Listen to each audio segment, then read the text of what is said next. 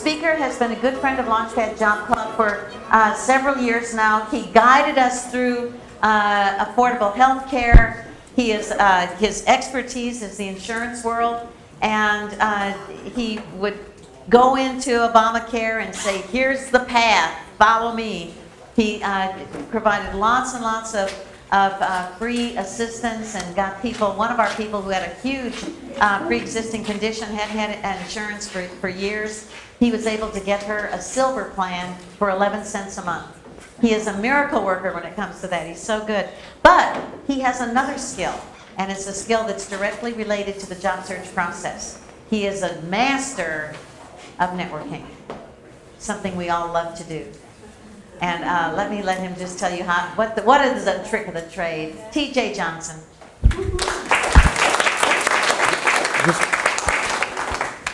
Is this one working? Can you hear me? Does it matter? That one works. Okay.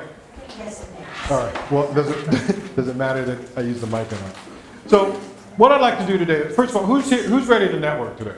Everybody? Yay. About half of you, right? The other half are like, oh man, really? So what I'm going to do is I'm going to give you kind of a couple minutes history about me, myself, and then I'm going to get into the meat of the presentation. So I found myself in late 30s, and I had a family, and I was working in an industry where I didn't make a whole lot of money, and it wasn't a good enough way to support my family. So I got heavily recruited into the insurance world, and if anybody knows anything about the insurance world, there's a 93% failure rate of new agents in the insurance world in the first 3 years. So automatically you're behind the gun, right? And so I started with one of the largest insurance companies in the world, and they taught me to do certain things, and they said, well, you need to do this, and you need to have X number of appointments, and you need to talk to this many people. And I was relatively new to Texas. My family doesn't live here. I didn't have a large network. I hadn't worked at a place where I'd met a lot of people, that sort of thing. So they started sending you to networking classes, and they said, well, if you go to this networking class, you're going to know how to network, you're going to meet enough people, you're going to ask enough people, you're going to ask them these questions, and everything's going to be fine. Well, it doesn't really work that way. So I started thinking, and I said, there's got to be a different way to do this. And so I went to my recruiter, and I said, is there a better way? Is there a different way to do this? And the response I got was, well, what do you know? You've been here for 6 months. We've been doing this for 150 years. You don't have any idea what you're talking about. And I said, well, if this is what I have to do for the rest of my career, then I don't want to do this anymore. And he said, well, it wouldn't be so hard if you would just do what we tell you to do, because then you'd be making enough money and everything would be fine and you wouldn't think this way. So I was determined not to fail. And so I half-heartedly kind of went through this rigmarole and kind of did what they said all the time, trying to figure out my own style and my own way of doing things. And this is above and beyond just the sales process, they call it, and the insurance products and that sort of thing. The real goal was to find enough people and to meet enough people in a comfortable enough way so that I wasn't TJ, don't talk to TJ because he's going to try and sell you insurance guy at all my kids' parties and every place that I went, right? Austin's small enough, there's 1,850 insurance agents in Austin. If you want to buy insurance, you can find someone to buy insurance from, right? So the problem was a way to meet enough people and be friendly enough with them so that at some point down the line, we could have a discussion, or they would come to me and say, I have a question about such and such, can you help me with that? For those of you that are out there that have been out of work for a while and are looking at the bills piling up and not exactly sure what you're going to do, I want to tell you that I understand what you're saying. Part of that 93% failure rate in the first 3 years of insurance is because you don't make enough money. So for those of you that are looking at bills piling up and that sort of thing, I've been there. I've been 90 days behind on my mortgage. I've had the bank calling me. I've had that lady that comes out and takes pictures of your house and says, we just want to make sure that somebody that you're still living here, that you haven't abandoned the house. I've been there. I've been on the payment plan with Austin Utilities because I was 3 months behind and they were going to shut up. I've been there where I've come home from a day of work and you have that hanger on your door that says, if you don't call us in 24 hours, we're shutting your power off. So I understand what it is to be behind the gun financially. And so part of this is, this presentation today is not about, you're going to go out and meet somebody today, they're going to offer you a job and you're going to be up and running. And we'll get it when we get into the meat of the presentation, I'll tell you exactly a little bit more about it. So anyway, so the first slide basically says, who am I and why do you care anyway, right? So the answer is, I didn't write a book. I don't have some sort of master's degree in public speaking. I don't get paid to travel around the country and give speaking engagements, right? I've listened to a lot of networking presentations over my years, and they all basically said, follow these steps, go out and do it, and you're going to be fine. Follow these steps, go out and do it, and you'll be fine. Well, if I was following their steps and I was going to go out and do it, I wouldn't be listening to this presentation in the first place, because I would be out there doing it. So again, the numbers are this in the insurance world. The insurance world says that I need to talk to 10 new people. That's 10 people a week that don't know me and that don't know what it is that I do. Okay?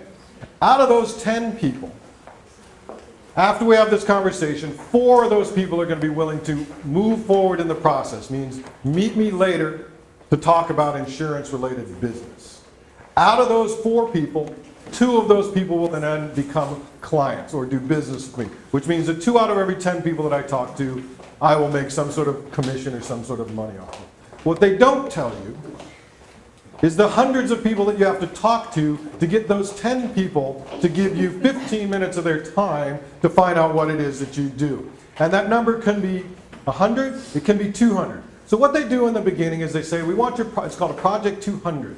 And that's basically 200 people that you know that you can call and say, hey, my name's TJ, you know, I just switched jobs, I'd love to sit down with you and tell you about what I'm. So in the beginning it's easy, right? You're meeting with your friends, you're meeting with family, everybody's taking meetings, right? You're doing very little business, but everybody's sitting down with you. And so the theory is that you learn how to practice the process and then you're going to be on your own. Well, what happens is the highest rate of dropout for insurance agents is in year 2. And the reason for that is because in year 1, you've worked through what you call your warm market. All the people that you know that was on your Project 200. In year 2, now you're down to cold calling and meeting people that you don't know. So you may have to talk to 200 people a day, to find 10 people to meet you a week, period. And those are the numbers. And they have all these spreadsheets and you plug in all your numbers. And at the end of year 2 or 3, my numbers came out to I had to talk to like 86 people a day to find 10 people a week to talk to me. So I'm doing the math and I'm thinking, yeah, okay, 500 new people a week that I have to talk to. It's not going to happen. It's not going to work that way, right? And that's using their system, which is, hi, my name's TJ, I'm an agent for such and such company. You know, I don't know where you give your insurance, I'd love to sit down. There's a whole speech that goes along with it.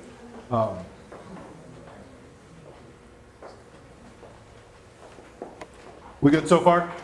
Yep. Okay. I'm lost about my slide also. So the purpose of today is to create a paradigm shift in the way you think about networking. And it's also to help you build an internal system that's going to allow you to network every day, all the time, without really thinking about it. And it's going to help to dispel some of the myths and some of the self-limiting behavior that we put in front of ourselves when we think and we talk about networking. So my first question that I have for you is, why is it that we network? Anybody?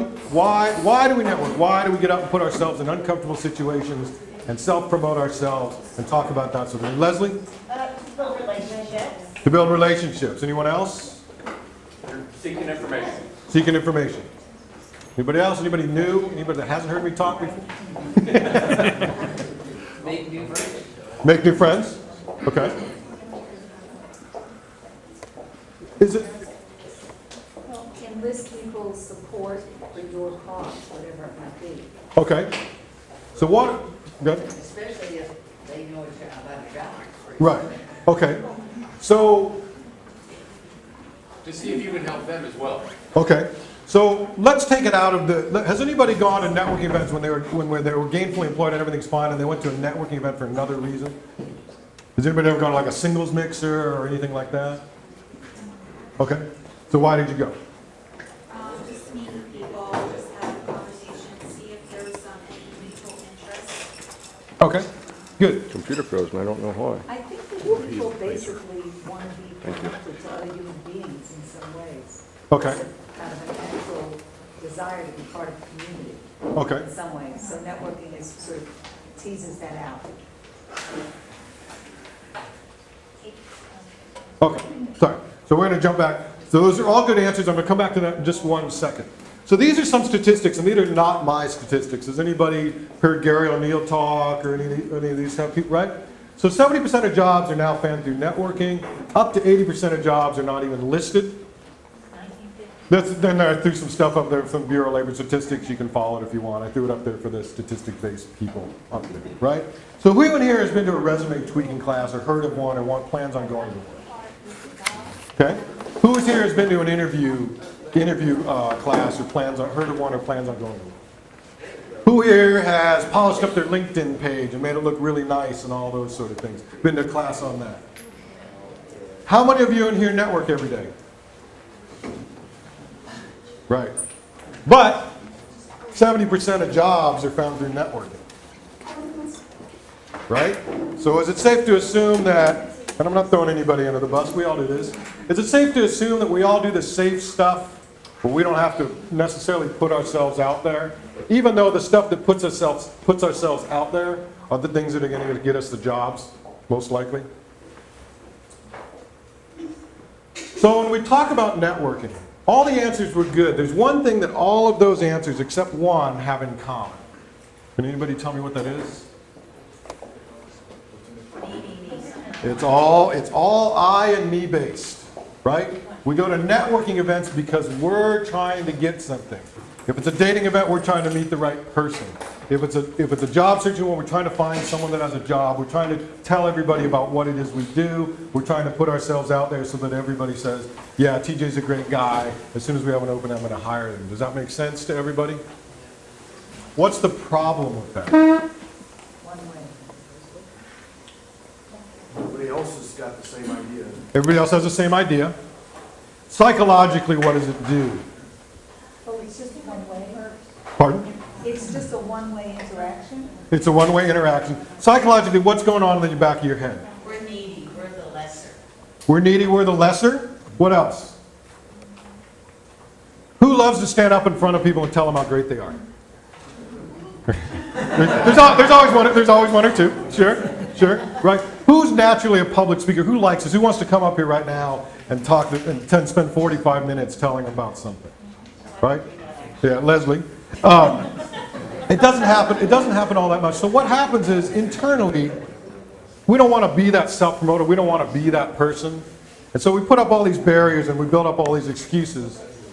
And we build up fear, anxiety, and disappointment, right? There's fear of going out and telling other people about ourselves. There's anxiety. You build up that anxious feeling about what am I going to say? What if I can't keep the conversation going? What if they don't really care?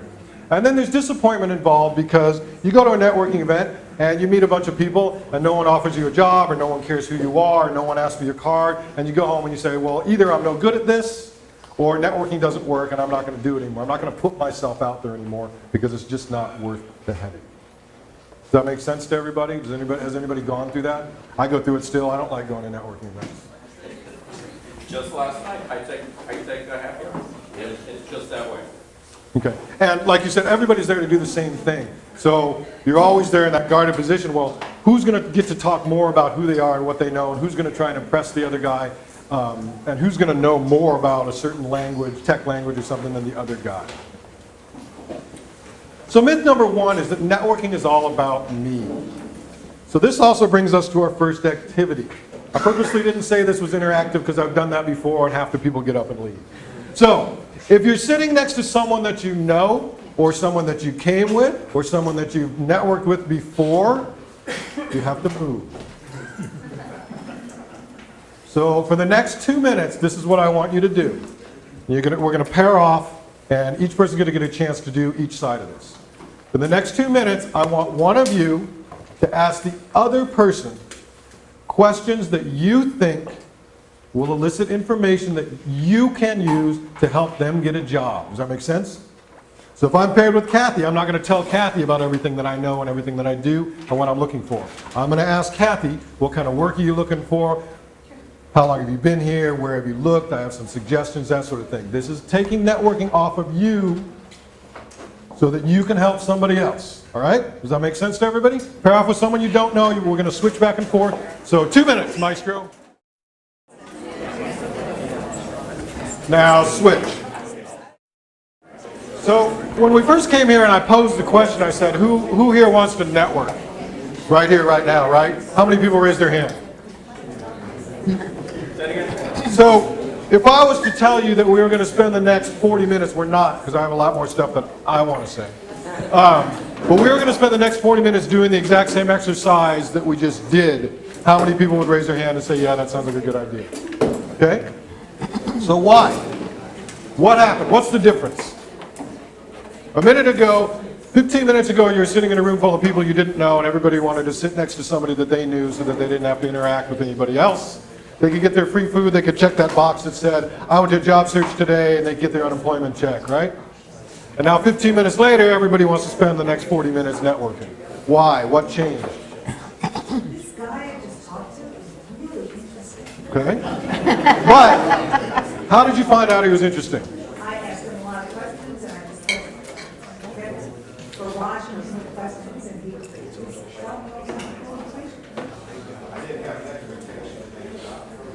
Okay. Okay. Because you did it. Okay. You know, instead of threading it, okay, we're gonna sit there and do it. Once you start, okay, it kind of goes. Good, good. Because we're humans and we like to interact, and it's fun to help. We like to interact, but we like to interact how? What is a natural human interaction? Like you said, to help. To help, right? Deep, very deep inside of us, with the exception of a small percentage of people in the world, right?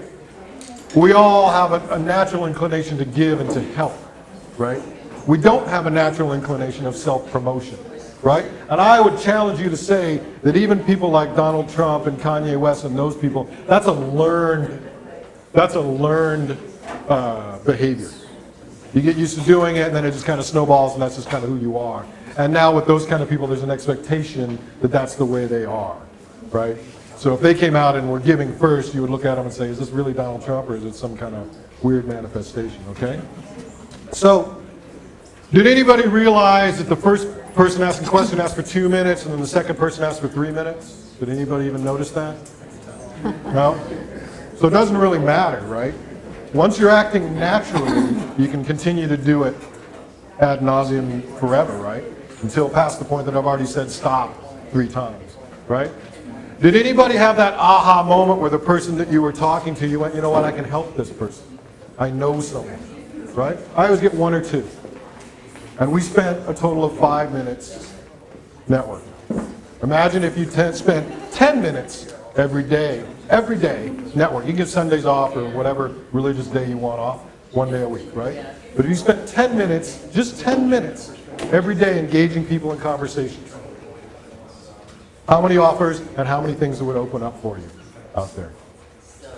When the first person was asking questions, the person that was being asked, at some point during that 2 minutes, was there that weird feeling inside you where you felt like that you should start asking questions back simply because the other person was showing an interest in you, right? So all of those of you that say, well, I hate networking because I don't have anything to say, what I'm going to tell you is that if you start off from the question perspective, 99% of the time the other person is going to start asking you or have that feeling to ask you questions. If they don't, then just walk away after 2 minutes. Hey, it was nice talking to you. I wish you the best of luck. And move on. You're going to run into a certain number of those people, and that's just the way it is. But most people have a natural reaction that they want to reciprocate. It's just part of being human. We started to understand, things started to shift a little bit in the mind. So myth number 2 is I need to make sure that the other person knows everything about me as fast as possible in case I don't get another chance. So somebody who's a tech person, stand up. I'm picking on tech people because I don't have any idea what you're saying when you're talking English, right? So everybody, one tech person, sit down. Somebody who wants to say something. Oh, now you're all going to sit. All right. So what's your name? Doug. Doug. Okay, Doug. Mike, so can I have 15-second timer, please? 15 seconds. Doug, we just met. It's a pleasure to meet you, man. You got 15 seconds to tell me everything about you that I need to know so I can offer you a job. I'm a long-time Java developer. developer looking for financial aid. This is a place where I can leverage my outstanding skills and work with the group to good staff. Okay, done, right? Can anybody offer him a job? Somebody else stand up. Somebody else tap. Good, thank you. Now, you have 30 seconds to tell me everything that you know, and all the skills that you have, so that if I'm a recruiter, I can get you a job. Well, first off, I would like to know what you are looking for in an ideal candidate for this. No, that's not the exercise.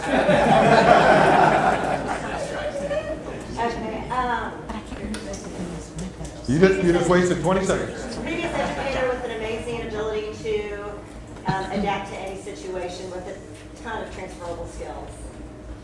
Okay? Somebody else. Good, thank you. 10 seconds. No, you don't have to. So you have 30 seconds. To tell me about yourself. I am passionate about work. I really like being busy. I love interacting with people. I'm a good group person. I'm very good at strategic planning and engaging people in solving problems. I'm a good collaborative problem solver. This is help you work collaborative problem solving system and action plan. And people usually say that I'm fun to work with, and that's probably true. Stop. Okay, stay up. You get to stay up. So you're in the hot seat now. Leslie, stand up. And I'm sorry, what was your name again? Doug, stand up.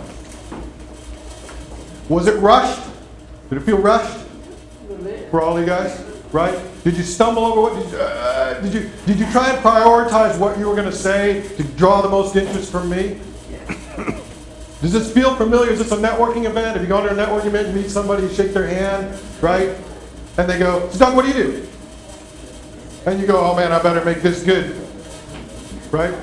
And then at the end, right? And so with tech people, a lot of times what tech people want to do, I'm not anything against tech people, but it's the same thing with people when they say they're from the medical profession or something like that, or even the insurance profession or the financial profession, right? Is they spout out all this stuff. And at the end of the day, or at the end of the 30 seconds, I'm like, great. I don't have any idea what you just told me. I don't have any idea what it is that you do, right? So I challenge you to build your elevator speech into 2 speeches. One for when you're talking to a tech recruiter who's asking you questions, or that you need to let him know that I can do this. And one for the layman who you meet wherever, at Starbucks, that goes, well, Linda, I'm an entrepreneur and a small business owner. I know a lot of people. You seem like a nice person. If I come across someone that needs your skills, I'd love to be able to at least connect you people. But unless I run into someone that says, I need a Java programmer, which is very unlikely because I'm not in the tech field, I can't recommend you. Because all I know about Doug is that he does Java. All I know about Linda is that she's passionate about her work and she's fun to work with. Well, as a small business owner, I don't have a lot of other business owners come and say, I really need to hire someone that's passionate about her work, that is fun to work with. It just doesn't happen. Bill? So, can I try one? What's that? No, we got it. Unfortunately, sorry, I got to move on. I got to move on a little bit. So, I challenge you to build your elevator speech 2 ways. My elevator speech is 1 question and 1 line. And that's all it is. And we're going to get to that in a minute, and I'll tell you why I build it that way specifically. Thank you, guys.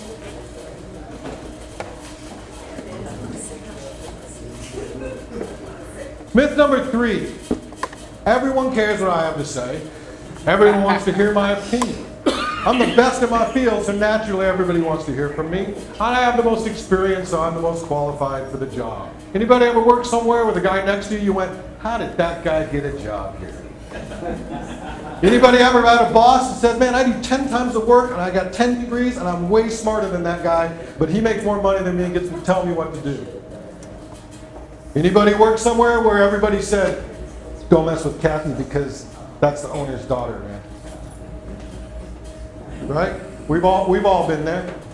What I'm going to tell you is this is very much like when you're in a large office building and you're walking down the hall and it's 8 o'clock in the morning and you just got to the office and you pass John and John says, hey TJ, how was your weekend? And I go, oh man, let me tell you, first of all, Friday night one of my kids was sick, and the second night on Tuesday we had to go to this 3 birthday parties in one day, and I got home and I was tired, and we still had to do the laundry and make dinner, and John's already down the hall in his office. Because what John wanted me to say was, everything was great, man, how was yours? And a lot of it is the same thing in networking. Unless you're saying something that they really want to hear or they really want to care, that they really care about, they don't want to hear about it. They don't want to hear about your day. They don't want to hear about how you've been laid off. They don't want to hear about you just moved to Austin, you don't know anybody. They don't want to hear about how this is the 4th time that you've been laid off in 6 years. Unless they ask you, or what we refer to as been given permission to speak, they don't care. And this may be a harsh reality, and this may go against the everyone likes to be a nice person kind of deal, but in today's society, right, why is it nobody picks up the phone? Oh, just text me. Shoot me an email. It's because nobody wants to talk to you. It's because they want to get that piece of information, and that's it.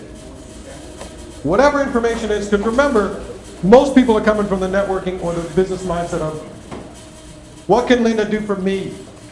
If I can get all the information from Linda that I need in a 2-sentence text, then why do I need to have a conversation with you? What difference does it make?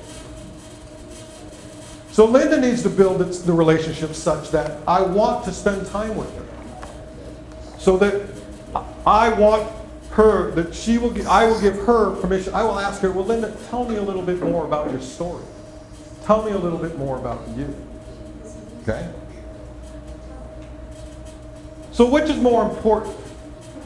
And I've taken some flack for this slide. I had a guy that was a real high-level tech guy that said, you're full of nonsense. If I don't have these degrees, nobody's going to hire me. I understand that. We're talking about networking in a position where nobody knows you. So in that position, what is more important? What you know or who you know? And this is not specific to somebody offering you a job. This is specific to getting to the point where you know enough people so that the next time you're looking for a job or the next time you're looking for something, you don't have to start from ground zero. You have a network of people that you can call upon and say, hey, I just got laid off again. If anybody hears of anything, let me know. Is it more important to be thought of as knowledgeable or to be likable? And I'm not saying like because you can't control that. But there are certain things that we can do in every interaction that will make us seem likable, and I'll touch a little bit more on that in a minute. What's more important, speaking when we want to speak or speaking when we're asked to speak? And this goes back to the whole permission to speak deal. What's more important, making statements or asking questions? We already proved that in the first situation, right? The other person had a natural reciprocal nature that felt like that they should get to know more about you, and it's more comfortable, it's a more natural form of conversation than it is to make statements. What's more important, impressing people or being memorable? Now, those kind of go in hand, but you're only going to be able to impress a certain number of people. If you're a tech guy and you start off, you've been programming X number of languages for X number of time, it doesn't impress me. Because A, I don't know what you're talking about, and B, again, going back to the other point, I don't really care. So it's more important if you're talking to someone like me that doesn't know your language, that you're memorable for some reason. Now, hopefully you're going to be memorable for being likable. There is the old adage that said any publicity is good publicity, not in this situation, right? So at the end of the day, who gets hired? Anybody ever been hired where you're up against somebody else, you're up against a couple other candidates, or promoted or something like that, and the other person got hired just because it seemed like everybody, anybody ever done a group interview? Right? My very first day at this major insurance company that I worked for, there's 19 of us in my class, and the managing partner, who's the highest ranking guy in that regional office, walked into the classroom, walked right across the room, went up to one person in that classroom and went, hey man, it's really good to have you here, and then walked out. And we all knew, right? And he's like the guy the student that shook the managing partner's hand is a big wig there now, right? Because he knew him. Somebody's dad knew somebody, or somebody somewhere knew somebody. So I challenge you that the purpose of networking in any situation is to make yourself as likable as possible so that as many people as you meet through the course of a day, as many as you possibly can of those people will think of you as likable. Not liked because you can't control that. The purpose of networking is to meet someone that you can contact later on a favorable basis. If they think of you as likable, is it very easy then to shoot them an email or a text or call them on the phone and say, hey, Linda, I'm picking on you because I have bad eyesight and I can see your name now. Hey, Linda, it was really nice meeting you at that. It was really nice meeting you at that networking event the other day. I'd love to buy you a cup of coffee. I'd love to just continue our conversation. What? Make yourself referable. Who gets referred? Am I more likely to refer someone that I know exactly fits the job? Or am I more likely to refer someone that say, you know, Kathy, I met someone the other day. I think that they're in the field that you're hiring for. I'm not 100% sure, but I'd love to connect you guys so you guys can talk your language and you guys can figure it out. Who likes to get that kind of referral? In the insurance industry, I love to get the kind of referral where people come and say, you know, so-and-so referred me to you. I don't know if you do exactly what it is that I need, but I'd still love to talk to you. That's better than the referral that comes, because it never happens. So I get clients all the time that say, oh, I referred so-and-so to you. I told you you're a great health insurance guy. That guy never calls me. That referral never calls me. Because automatically, there's a feeling on his part, man, if I call TJ, he's going to try and sell me health insurance. I don't really want to buy health insurance. I just want to ask some questions. The referrals that I get phone calls for are the ones that somebody said, hey, you know what? TJ was able to answer a lot of my questions. If you give him a call, he'll at least be able to answer your questions and give you some information. Those are the people that call me. Same thing in referrals. It's very unlikely that somebody's going to come across the person that they can refer you to that has the job opening for exactly what it is that you do, Pete. It doesn't work that way. It works more of, you know, Pete, I ran into a guy the other day. He owns such and such a company. He hires this kind of people. He said he's looking for a couple of positions. I'd love to just connect you, and you guys can hash it out from there.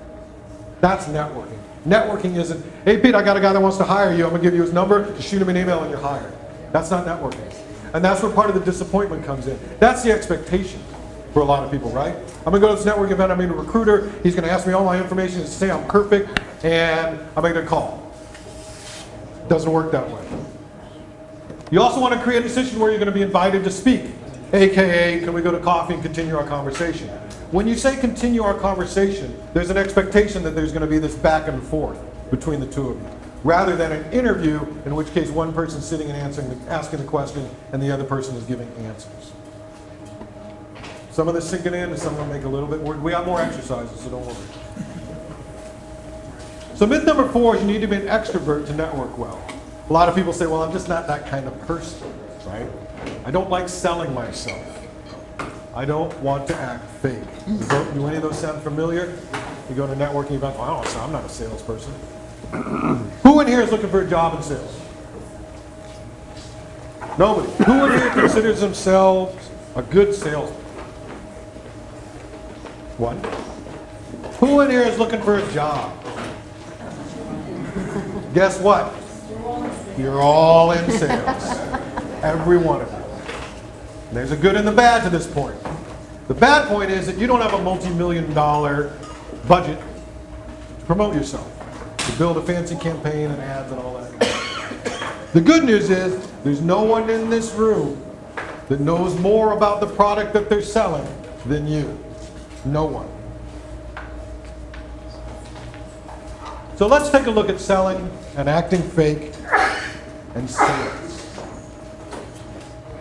If I was selling cars, if you were selling cars, Carrie, if you were selling cars, and I came in to buy a car, and I said, Carrie, I'm looking for this mic, this model, this number of mileage, this interior, and this color. And you looked at me and said, TJ, I have that car, and it's right here. And I said, that's great, Carrie. Let's make a deal and I'm going to buy that car. Would you feel bad? So, if I was a recruiter, and I was talking to Ron, and I said, Ron, I have this job, and these are the things that it requires, these are the hours, this is the pay, this is everything. And Ron said, I have all those things, I have those hours available, and I want that amount of money. And let me tell you why. And at the end of the day, I said, that sounds great, Ron, you're hired. would you feel bad? No? But didn't you just sell yourself to me? But you don't feel bad. Why? Why don't you feel bad? Because you're confusing selling and sales.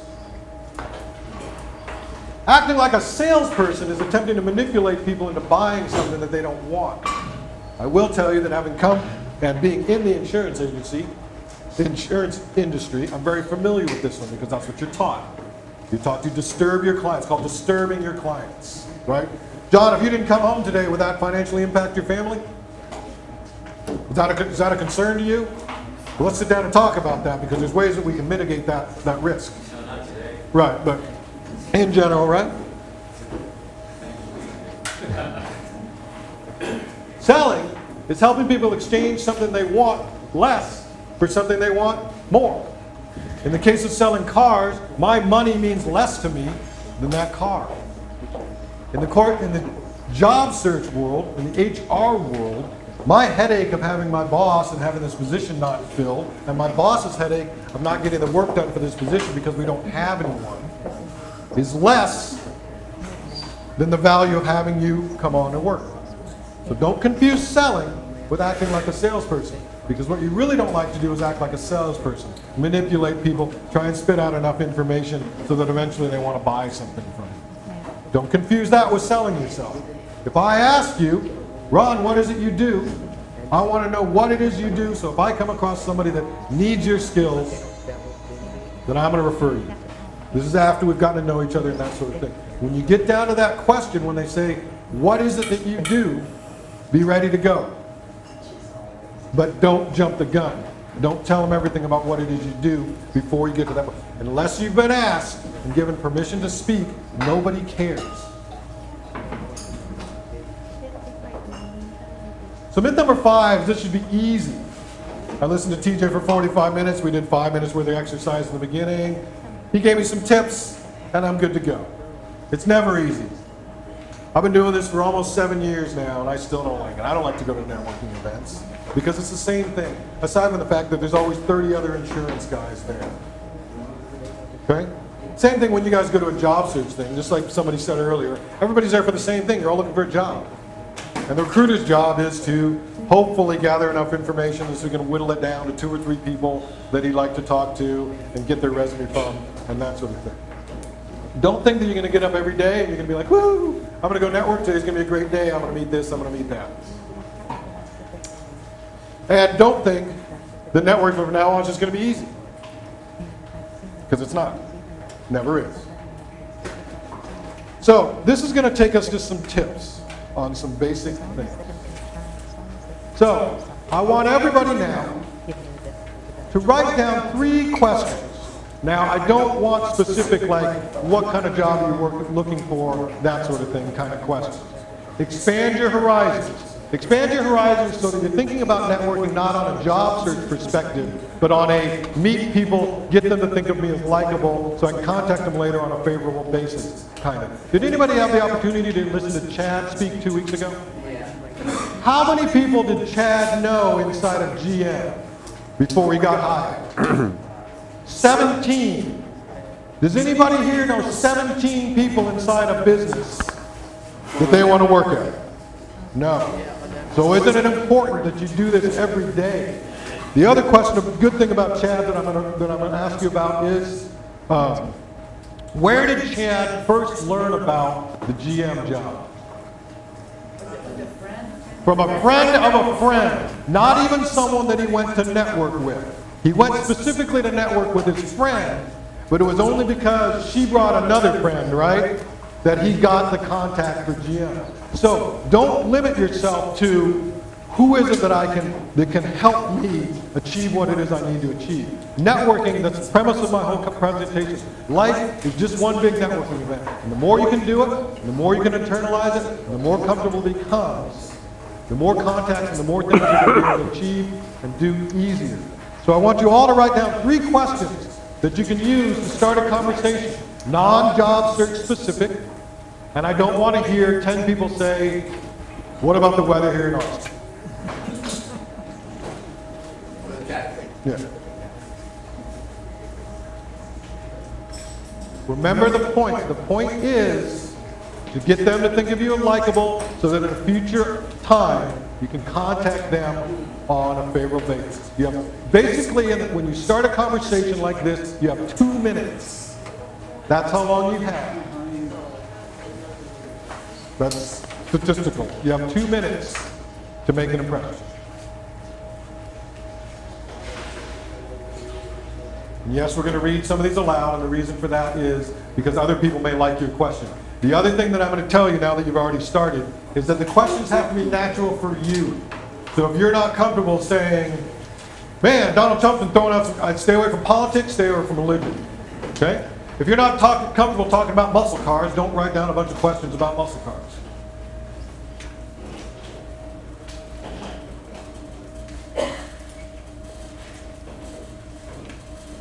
Okay, we're going to get started. We're running short on time. So anybody want to share one of their questions?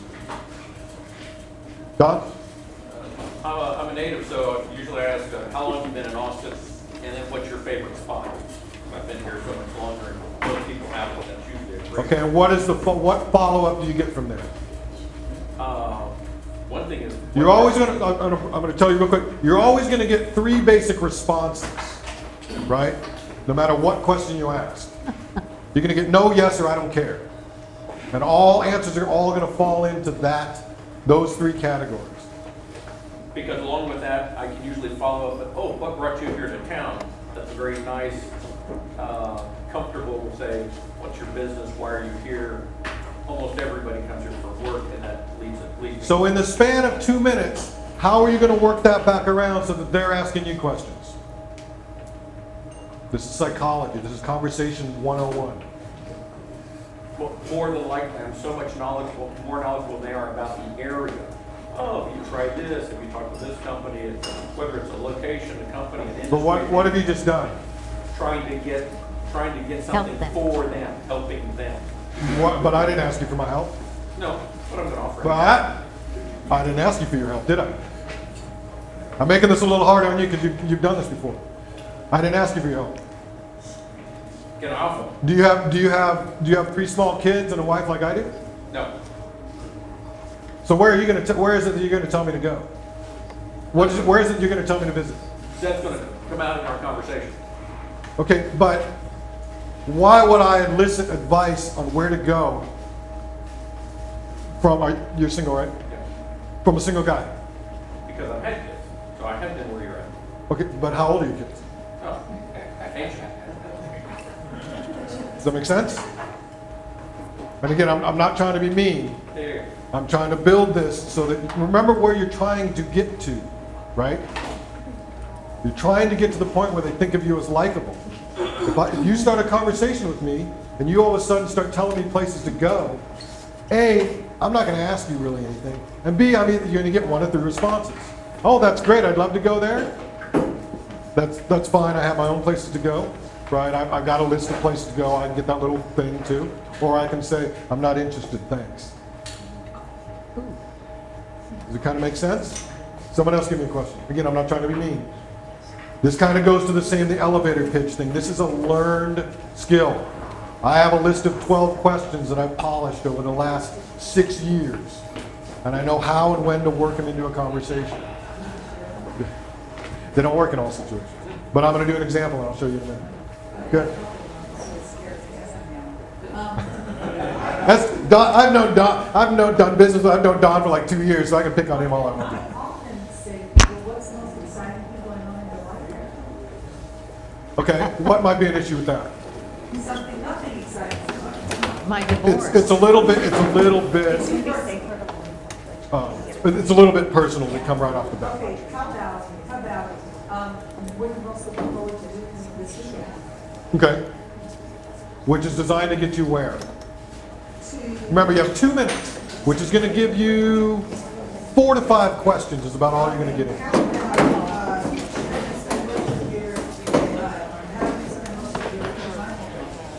So we're gonna press forward pretty close. Action statement. I challenge you to ask one person. Yes. Okay. And I like to hear myself talk, so I'll go on and on. One person, 1 question a day. I challenge you. Start with one person, one question a day. Don't make it a big deal. I'll be standing at Target and go, how old's your kid? Looks about the same age as my kid. It doesn't matter. Just get used to it. And you will be surprised. I have, when I ask questions, I cater it to the person. So like, I'll be in the grocery store and I'll look at their face. And I'll ask them questions, oh, what do you plan to do with the eggplant? Or if they're wearing, Right. a bow tie that they think is pretty cool. Huh? You might say, you know, ask them about a bow tie or. So if you're already used to doing that, then I challenge you to try and turn it to a conversation. Instead of one or two questions, try and keep the conversation going. I have a funny story. I was doing business drop-ins, which is a fancy way of saying cold calling when you begin in the industry. You basically walk into a business, you push the door open, you ask the owner, start talking. Well, I was with a newer agent, and we went into this business. And I got the owner, but he was just being a complete jerk, right? No, yes, no, yes. And I just kept asking him questions. And the guy was getting more and more and more agitated. And I just kept asking pointless, closed-ended questions. And all he would do is go, yes, no, yes, no, yes, no. And after about 5 minutes, I said, thank you for your time, and we left. We got outside, and the new agent was like, what was that all about? We were getting nowhere. And I said, if I can keep a conversation going with 5 minutes with that guy, I can keep a conversation going with anybody. Right? So there was nothing to lose. He was never going to be a client. He was never going to care about what I had to say. So what did I have to lose? What difference does it make? And I don't recommend you just go out and do that in the shopping line at Target, because you're either going to get arrested or punched in the face. But I challenge someone like you that's already used to doing that, build your set of questions so that when you get yes, no, or I don't care, you have somewhere to go. Because eventually what you're doing is you're building a skill set to allow you to have conversations to get to a certain point. Right? It's not always about a goal. It's not always about, okay, somebody's going to, if I ask enough questions, somebody will offer me a job. And I'm going to do a demonstration for you in a minute. It's to build an internal system that you're comfortable having a conversation with anybody wherever you are. Because you'll be amazed who you run into. I'll tell you one quick story about myself, and then we'll go into a couple of things. I was waiting tables back a long time ago. I was in my early 20s. And I was working at a high-end place, and I was working what they call the crap shift. It's Saturday afternoon lunch. It's a terrible shift. You don't make any money.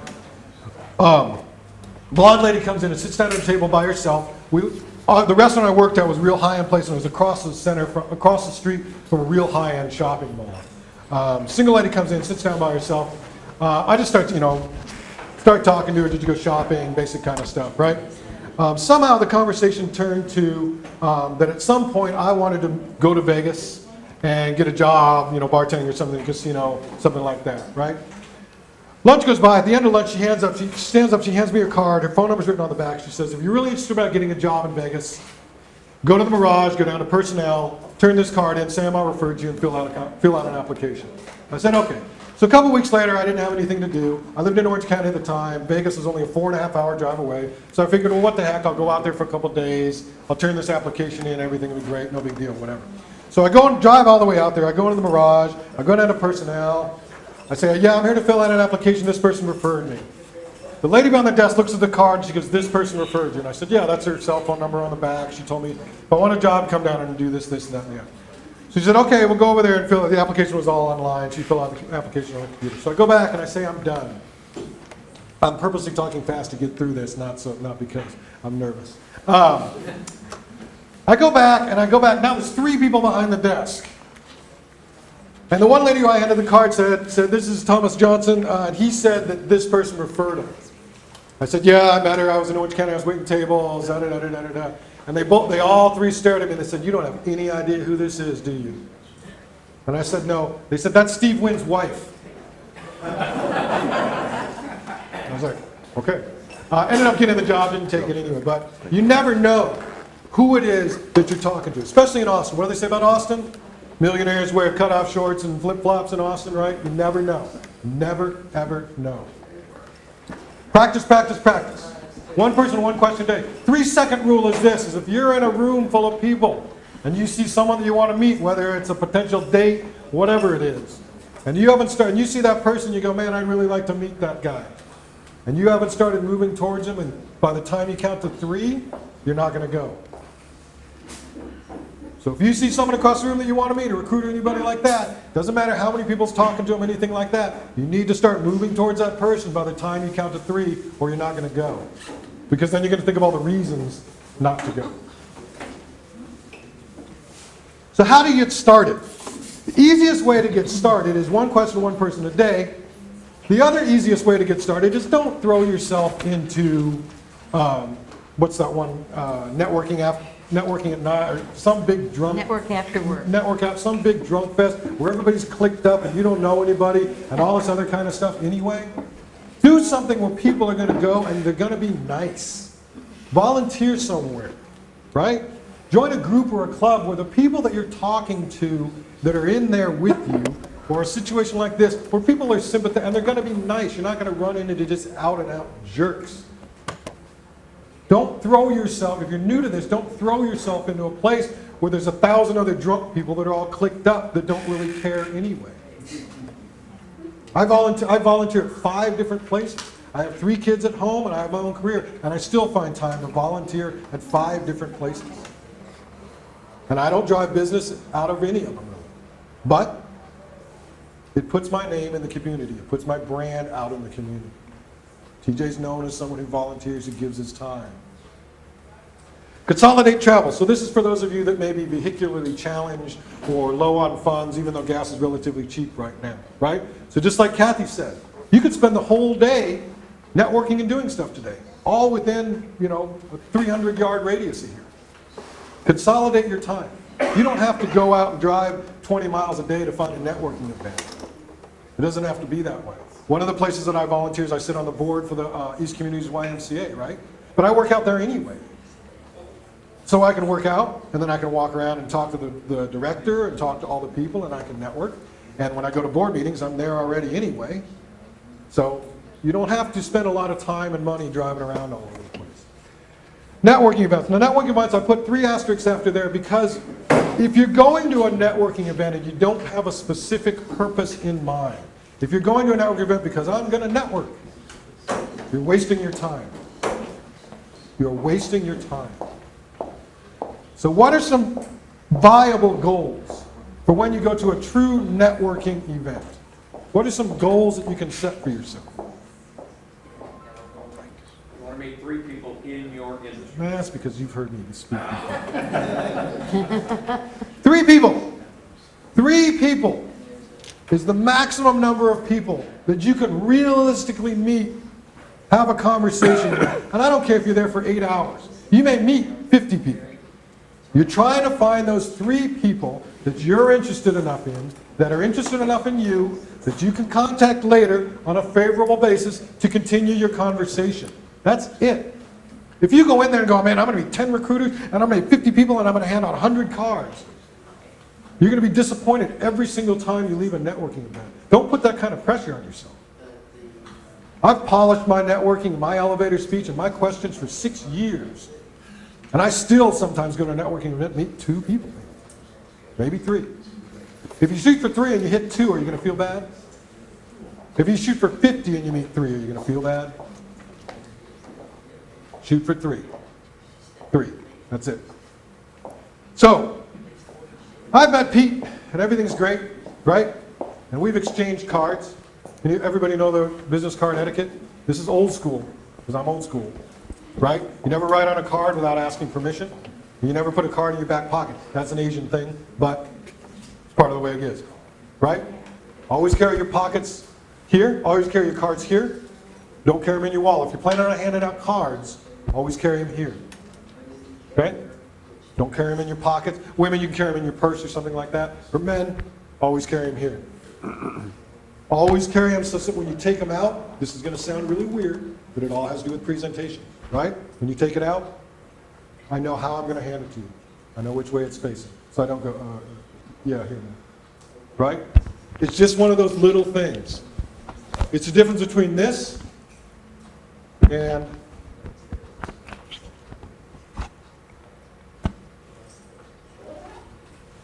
right?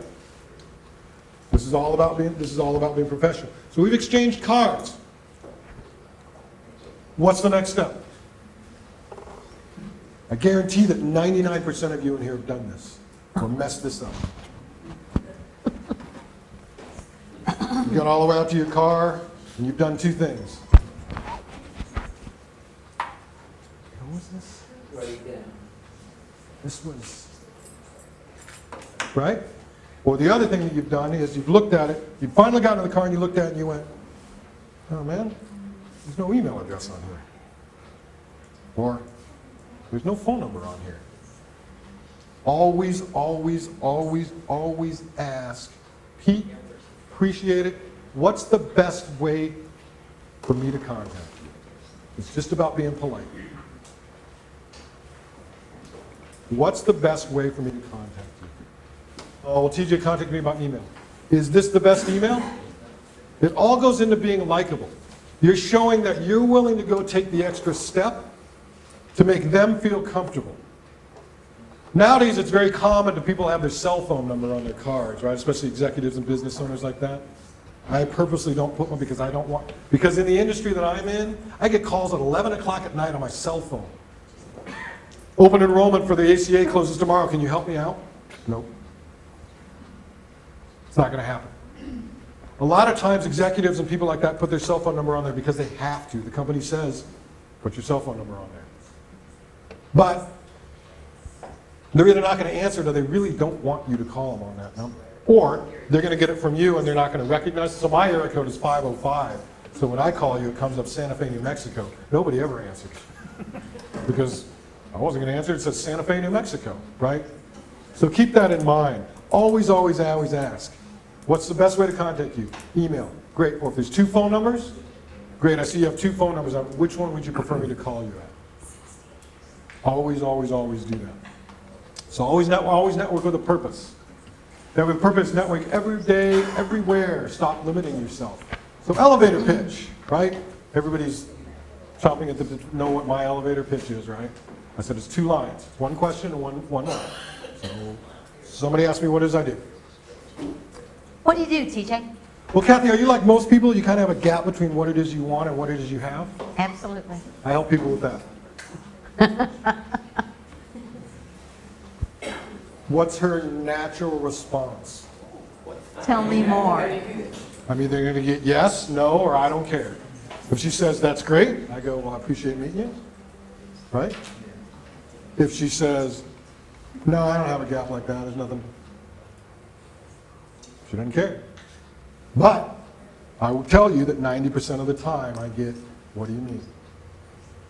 Then what do? Then do I say, well, Kathy, I've built with an insurance plan. I can do disability insurance, homeowners insurance, life insurance, right? No. Because what's the point of this start? What's the point of this? So I ask her a question to elicit a response to start a conversation. What's the point of this conversation? Come on, we've gone over this. To get her to think of me as likable so that we can meet later on a favorable basis to continue the conversation. So she says, what do you mean? So I can go several different ways, and it depends on the situation. If I have a very short amount of time, well, Kathy, I work with a lot of people like you every day. I know you're probably busy. I'm very busy too. Would it be fair if I bought you a cup of coffee, I'll buy, and we can just continue this conversation? I can tell you a little bit more about it. She's either going to say yes, no, or I don't care. If she says yes, and that's the only answer I'm looking for, if she says no or I don't care, I walk away. Same thing with networking. If she says yes, she's giving me what? Permission. Permission to contact her later on a favorable basis to do what? Continue the conversation. Okay, so now I've taken some heat on this because people say, well, TJ, you're an insurance sales guy and a benefits planner, and I'm looking for a job. The 2 things are completely different. It doesn't work, right? So I'm going to show you that it does. Somebody stand up. Anybody, you're not going to be on the spot. You're just going to answer questions that I'm going to ask you. Okay. What's your name? Kathy. Hey, Kathy, nice to meet you. How are you? Good. Are you native in Austin? No, actually born in Wisconsin. Born in Wisconsin, right? So there's a little bit less snow. Humidity's probably about the same. About the same. Yeah. We have a little bit longer summer. I know in Wisconsin, I have some clients that work in Wisconsin. They say that summer is about 6 weeks in certain parts of it. Yeah. What brings you to this event today? Looking for work as a medical assistant. Medical assistant. Have you worked in Austin as a medical assistant, or was it all in Wisconsin? Yes, no, it was local. What's the last company you worked for?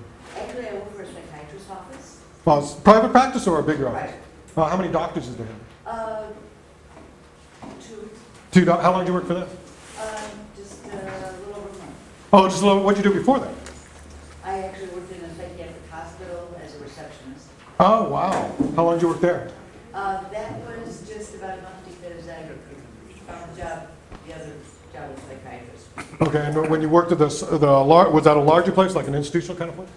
A small, acute mental health facility. Okay. So when you work for the small practices, they offer you any kind of benefits there? If I would have been there longer. If you would have been, or you've been there longer. So since you weren't there very long and you didn't go through the probationary period that I know, and you're currently looking for work, so it would be safe to assume that you don't have any benefits currently? That's correct. Great. I came from my own private medical insurance. Sure, I understand. And I work with a lot of people in your situation. Would you let me buy you a cup of coffee? Maybe sit down for 15 minutes, see if there's any way that I can assist you in that? Great. What's the best way to contact you?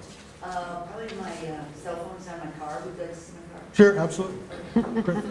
So it's okay if I give you a call maybe Monday, Tuesday next week on your cell phone number, and we go ahead and find a time and I'll buy you a cup of coffee? Great. Thank you. So, thank you very much. Somebody else stand up? It's not that big a deal. We can move on. What? We can move on because Dennis has his presentation. Okay. I'm sorry then. No, go ahead. I'll finish this and wrap it up. Okay. What's your name? Catherine. Catherine. Hey, Catherine, how you doing? Fine, thanks. How long have you been in Austin? You were native here? I've been here about 34 years. Oh, so you're almost native here. Are you Texas native or just almost Austin native? Almost Austin native. All right. From Virginia, but I came to Texas to go to college. Oh, nice. Did you go to UT or where'd you go? I went to Trinity, San Oh, Antonio. okay. And so how long you been in Austin proper? 34 years. Oh, okay. That really Okay. ages me. What brings you here today? I came to hear you speak. Oh, excellent. Excellent. So are you currently looking for work? Yeah. Okay. What field are you in? I am in publishing, book publishing, and I'm interested in several different aspects of that, editing, sales, and training. So is that something you've done for a long time? I have been doing it for about 18, 20 years. So you work for a big publishing company, and then people submit manuscripts to you, and you read them over. What exactly does that mean? That's basically it, but I've been doing that for the University of Texas. Okay. Specific departments there. So then on the sales end, you solicit manuscripts from people and you try and sell them to publishers, or how does that work? Sell them to the industry, for example, the oil and gas industry.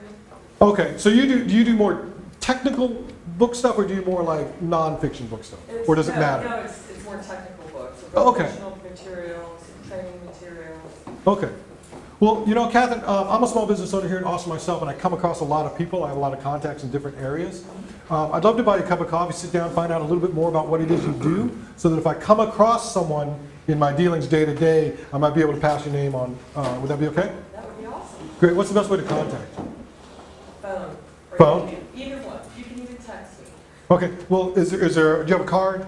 I do. Okay. Is all of those on your card, or is just one of those on your card? Yes. All of those are on your card? Yes. Okay, so typically, what I do on Monday is I answer my emails kind of from the leftover ones from the last week. So it'll be okay on Monday or Tuesday, I shoot you an email, we see if there's a place we can sit down, meet, have a cup of coffee? That would be great. I look forward to it. Yeah, thank you. So which one was which? Which one was insurance sales and which one was job search networking? It doesn't really matter, right? Because I brought them both to the same exact point. So I'm challenging you that it doesn't matter. Did it seem forced? Were either of you uncomfortable? Did it seem like I was digging too deep? Did it seem like I was fake? Did it seem like I was trying to sell you anything? That's where you want to get to. That's all it is. Because now, when we sit down to talk, we can get more into it. This is networking. And this is stuff you can do anywhere, every day, all the time. One person, one question a day. That's my contact information.